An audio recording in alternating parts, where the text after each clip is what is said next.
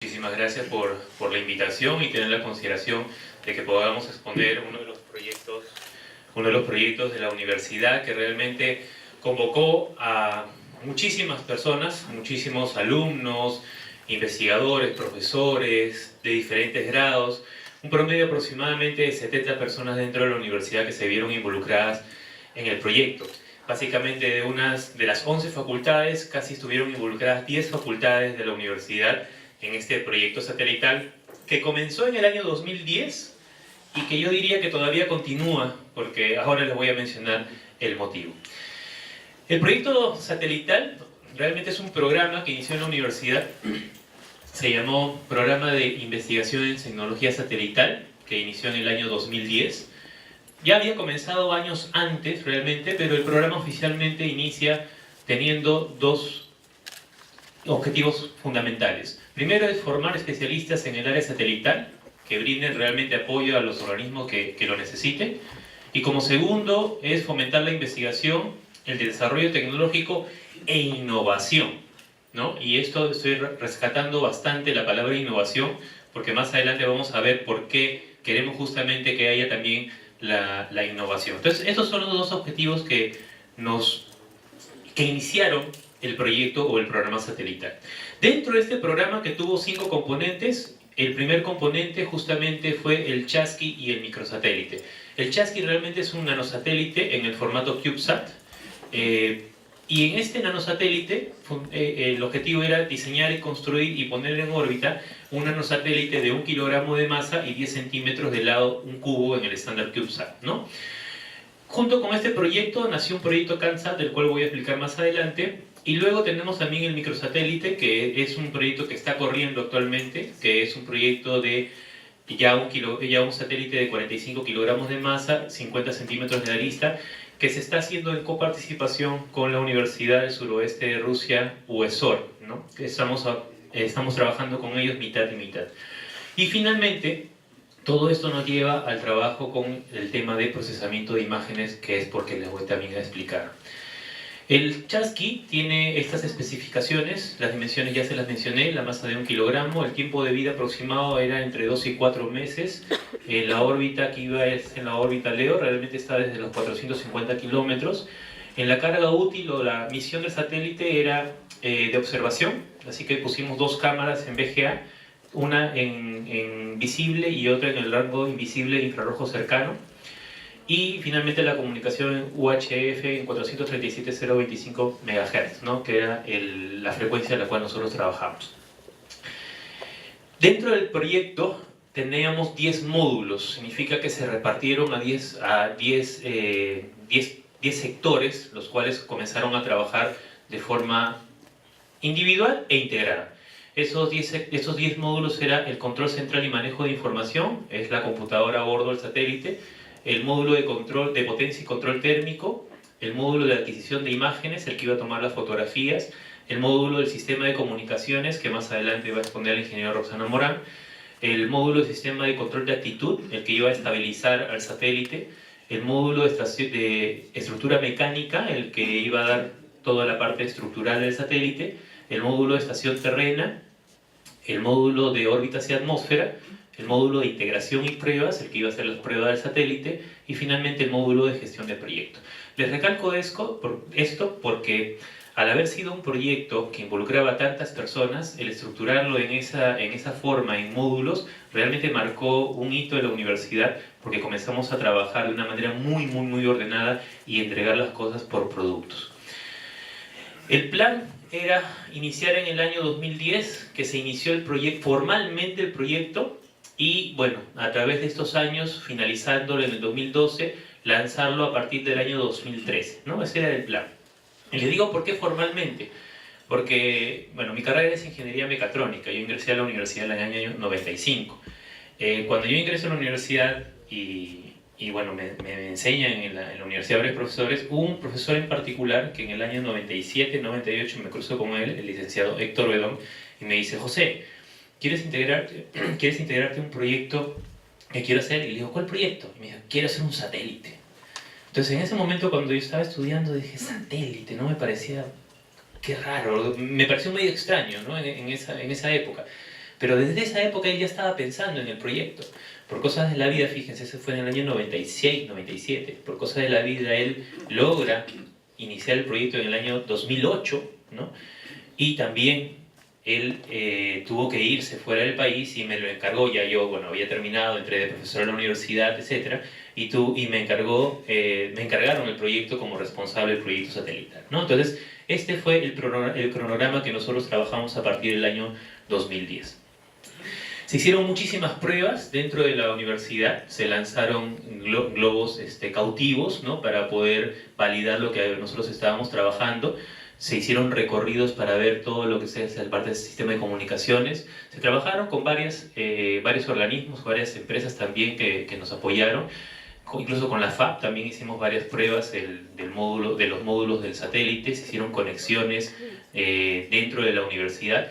Finalmente, si ustedes observan acá, miren las primeras imágenes que estábamos tomando en el rango visible y en el rango infrarrojo cercano, en donde lo que queríamos determinar era, si ustedes notan, la parte de vegetación. Toda la parte de vegetación está de manera más clara, más brillante, ¿no? Entonces, ese era realmente nuestra misión o nuestro objetivo. Hicimos muchos eventos dentro de este proyecto, eventos donde fundamentalmente tratábamos de acercar mucho a la juventud, especialmente a los niños. Tuvimos muchas comunicaciones con la Estación Espacial Internacional a través de un convenio que tenemos con UESOR. Estas comunicaciones realmente son fluidas y cada vez que los solicitábamos podíamos comunicarnos con ellos. Vinieron más de 6 u 8 astronautas, venían cada 2 años, venían para poder trabajar con nosotros y en estos eventos, y en fin, una serie de eventos que hemos propiciado dentro de la universidad. Así como han mencionado los expositores anteriores, pues se tienen que hacer muchas pruebas, ¿no? Y esas pruebas nosotros adolecíamos de los equipos para hacer las pruebas, así que no nos quedó otra más que construir los equipos de pruebas. Así que comenzamos a construir las cámaras de vacío térmico, los sistemas de movimiento inercial, los sistemas de comunicaciones, pero para probar lo que nosotros hacíamos. Y de ahí también salieron un conjunto de tesis que se incorporaron también como resultado del proyecto. El esquema fundamental del proyecto es este de aquí. Ahí están los módulos que ustedes seguramente la parte técnica llama mucho la atención. Tenemos la computadora central, que es el CCMI, el Control Central y Manejo de Información. Estábamos trabajando con un protocolo I²C en el estándar PC104 dentro del CubeSat. El módulo que les comento, el CubeSat es un módulo, ¿no es cierto?, que uno incluso puede comprar, ¿no? Uno puede comprarlo, adquirirlo, pero nosotros en esta etapa hemos diseñado completamente siguiendo las especificaciones del estándar, ¿no? Tenemos el módulo de potencia y control térmico, el módulo de sistema de comunicaciones, el módulo de adquisición de imágenes, el módulo de control de estabilidad y deshabilidad, el módulo de estación terrena o la estación terrena en sí, el módulo de órbitas y atmósfera, el módulo de gestión de proyecto y el módulo de integración y pruebas.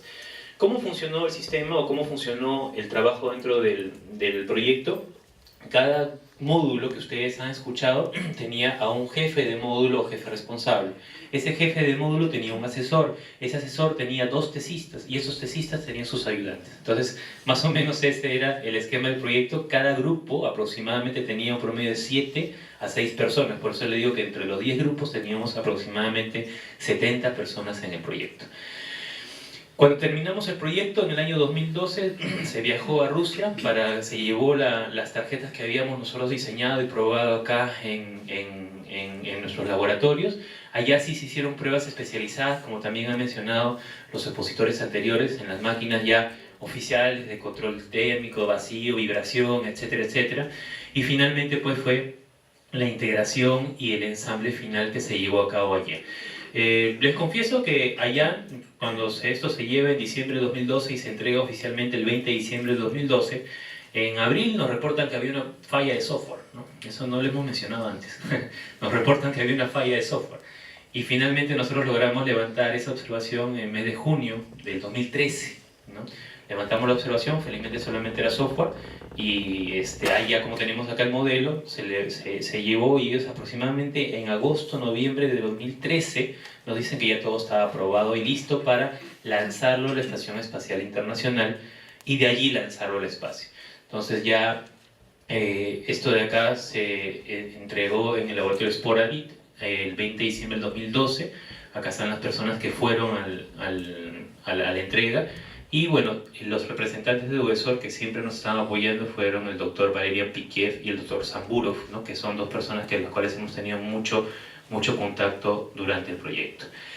¿Cuáles son los objetivos y logros del satélite? Porque muchos dirán, sí, los proyectos satelitales a nivel de las universidades finalmente van a poner en órbita un satélite. ¿Qué solución van a darle, ¿no? al país? Realmente los proyectos en las universidades, a mi modo de ver y a mi consideración, son educativos de formación. Y así como les puse en la primera lámina, son formativos. Entonces, ¿qué logramos en el proyecto? Bueno, tenemos muchos logros: participación en 12 cursos de especialización, 13 papers, conferencias, 17 tesis de pregrado, que 10 ya han sido sustentadas, 2 maestrías, 8 becarios en Brasil, Arabia Saudita, Taiwán, Francia, Japón, que están ahorita haciendo sus estudios de maestría, incluso uno de doctorado, ¿no? Están estudiando temas relacionados al proyecto satelital. Y bueno, un doctorado. Adicionalmente, bueno, contactos con diferentes entidades del país, trabajos con UESOR, 2 estaciones terrenas implementadas, una en la UNI, en el CETIC, y una en INITEL, diferentes equipos de prueba construidos. Hemos participado en 2 reuniones internacionales, ya mencionó nuestro expositor anterior, en APSCO, 3 becarios en el programa CANSAT y 3 patentes en este proyecto. Entonces, ¿qué se hizo? Bueno, se llevó una vez allá en Rusia, se hicieron las pruebas con los expertos, esos son los cosmonautas que iban a lanzar el satélite. Finalmente se lanza el 5 de febrero de 2014 hacia la Estación Espacial Internacional, y luego de que ellos, bueno, hacen las pruebas allá en el espacio, el satélite fue lanzado el 18 de agosto del 2014, y eso se pasó en el canal de la NASA y también en el canal de Roscosmos en Rusia. Fue lanzado el satélite en la estación espacial. ¿Puedes darle clic, por favor, en el centro? Ahí este fue todo el proceso del lanzamiento, ¿no? que incluso ustedes lo pueden encontrar todavía en los archivos. Aquí se ve el cosmonauta lanzando el satélite, acá lo tiene entre sus manos, y luego acá se ve el satélite, es el satélite, ¿no? Que se está alejando con la vista de la Tierra, ¿no? Y bueno, fue después recibida nuestra señal de comunicación, la señal de Vico. Entonces, ese fue el resultado final de lo que es el lanzamiento del satélite, de la parte del chasqui, que fue el nanosatélite realmente. Pero quiero aprovechar unos 3 minutos porque quisiera hablar de 2 programas adicionales que nosotros tenemos, que realmente nos siguen dando frutos, y son frutos muy valiosos.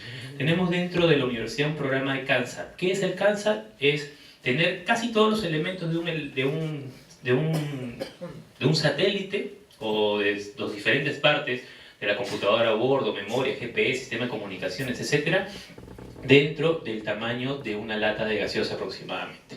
No es un programa peruano, es un programa japonés, al cual nosotros participamos más o menos desde el año 2012. Hemos mandado a 3 personas en diferentes años, y ese es el objetivo, es ponerlo más o menos en esta tarjeta, en este espacio de una lata de gaseosa. Se lanza esto a más o menos unos 2.000 o 3.000 metros, y luego esto cae, ¿no? A la hora que cae como si fuera, se abre un paracaídas y esto cae, y a la hora que cae, acá se ve, ¿no? Se abre paracaídas y cae, toma presión, temperatura, humedad, y luego va tomando fotografías, ¿no? Con la posición del GPS, finalmente cuando uno recupera esa información, saca un perfil atmosférico del trabajo de todo lo que ha captado. Entonces, con esa información se puede hacer análisis de este tipo de análisis meteorológicos. Si ustedes observan, esto dirán, oye, pero si esto no parece una lata. Sí, no parece una lata por lo siguiente. Ya puedes hacer clic, por favor, ahí. La evolución de este proyecto, que es el que también se ha participado, incluso en el 2013 se ganó Intercom, fue justamente este robot. se lanza con la misma idea, ¿no? Se lanza este equipo a esa altura, luego cae, es la lata que cae, pero la lata ya no es una lata, sino la lata ya es un... Perdón, ¿podrías por favor ponerlo de nuevo el video? Ahí.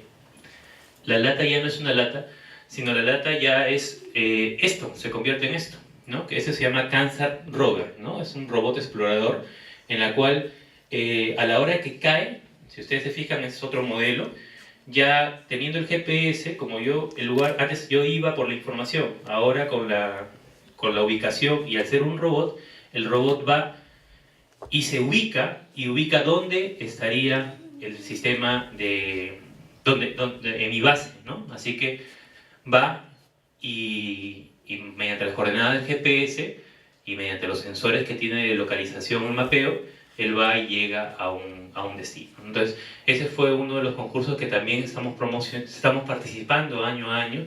Los últimos 2 han sido en Nevada, ahora va a ser también en Nevada este año y también vamos a participar. Recientemente en este programa acaba de ganar Noelia Merino Sosnava, quien está aquí. No sé si puedes, Noelia, por favor, ponerte de pie un ratito para que te vean. Ella acaba de ganar una beca de la Universidad de la Singularidad, justamente presentando el proyecto del Kansat, y ella trabaja, bueno, justamente en el laboratorio.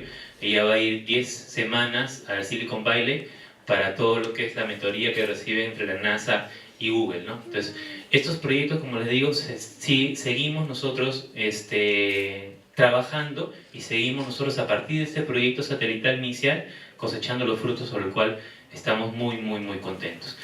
Luego de eso hemos trabajado bastante o seguimos trabajando en procesamiento de imágenes, estamos trabajando... finalmente, ¿por qué es esto?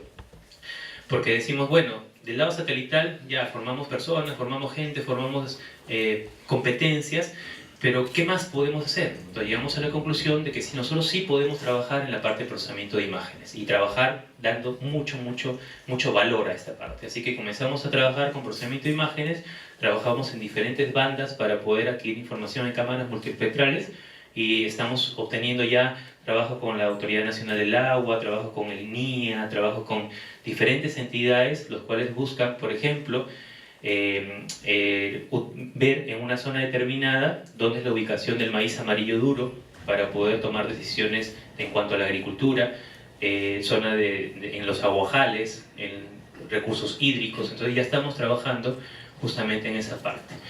Y finalmente, lo que les quería mencionar, que es, estoy haciendo un resumen de 6 años en 15 minutos, finalmente hemos propiciado mucho la innovación, ¿no? La innovación en todos los grupos de desarrollo, justamente la innovación que ha formado a la fecha 5 empresas dentro de la universidad. Cada empresa tiene sus logros, los últimos han sido, bueno, Playtech, que es un grupo de jóvenes, acaban de ganar el concurso de la hackathon del desarrollo de la minería, la hackathon que hubo hace una semana.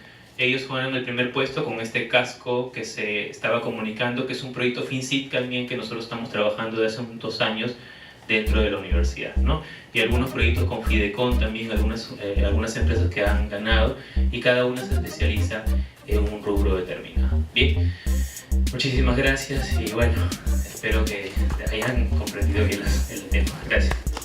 Muchas gracias, ingeniero. 2 preguntas, 2